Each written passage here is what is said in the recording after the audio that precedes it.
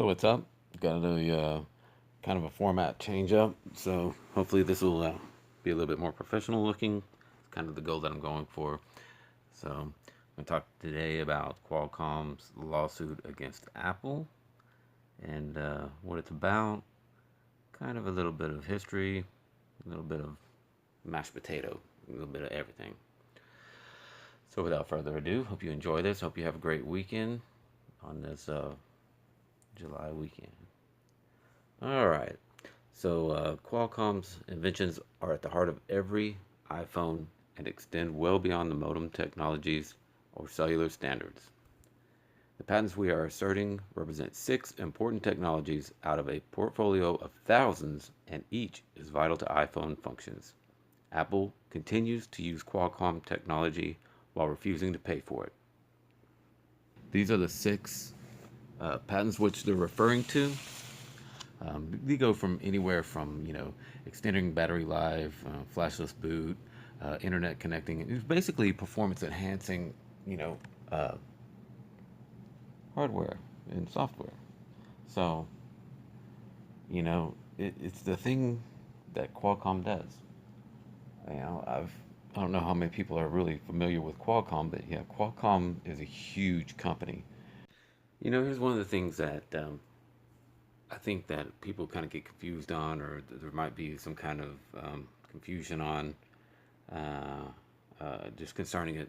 I try to kind of relate like patents and rights and things like that to the music or the movie industry, where um, a certain product gets broken up and basically creates a value of money, and it's broken up several different ways. But it's not just a flat fee. There's residuals. You have licensing fees. People have to pay for um, use of it.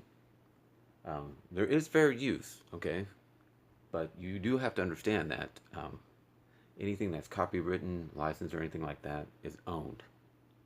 So yeah, you might go and you might buy a CD, but if you use that CD, or if you apply that CD or music to a soundtrack, you have to have permission or you have to pay a fee for it. Okay? That's kind of what Qualcomm is saying here. And Apple is saying that it's kind of unfair. But you have to look at it in retrospect. Now, I'm 100% completely against these conglomerate companies. We're talking about $1 billion lawsuit, $130 million. I mean, I'd like to have 130,000 in my account right now.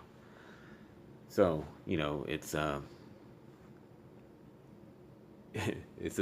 little outlandish as far as that prospect goes. But the reason why Apple has the mountain of money that they have is due to quite a few people, and one of those companies happens to be Qualcomm.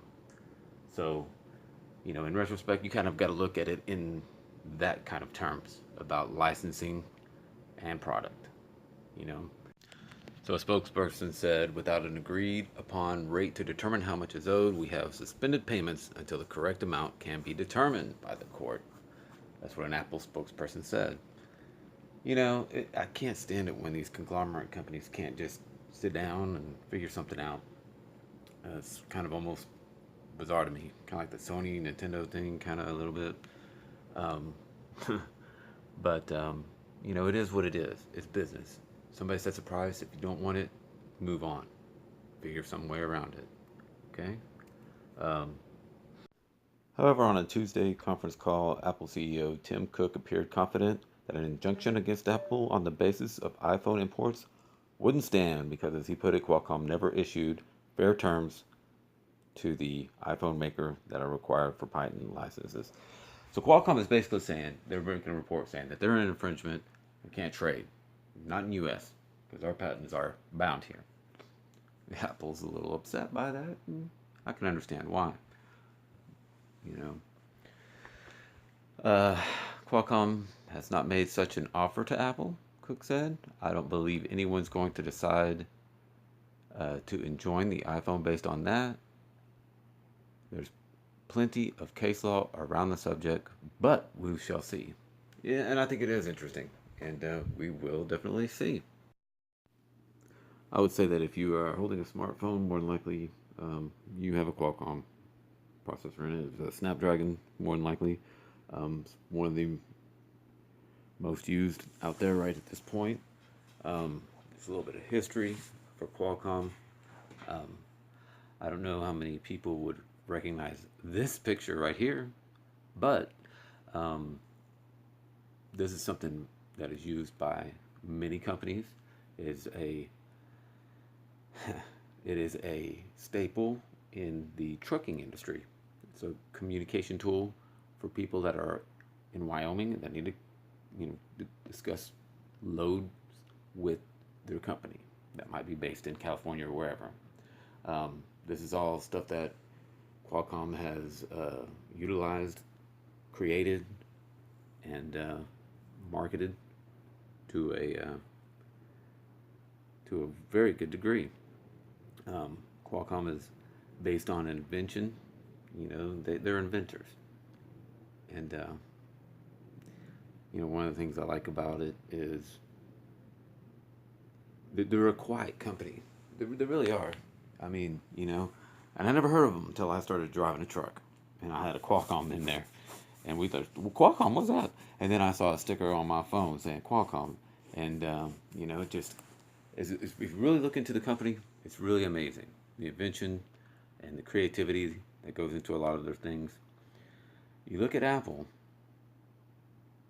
I'm not going to say too much about Apple, but you need to really kind of, here's a video right here done in 2012. Explains everything that I could ever surmise to say about Apple. So I'm going to put a link in the description. Guys, hop over there, take a look at it. These guys are knowledgeable, intelligent, and they say everything I could possibly say about Apple. And I'm not trying to put Apple down, by any means. It is what it is. But I'll tell you why I have my opinion about Apple. Okay? My opinion about Apple is strictly off of one thing: open versus closed. Okay? I prefer open source material as opposed to closed, but I'm kind of nerdy like that.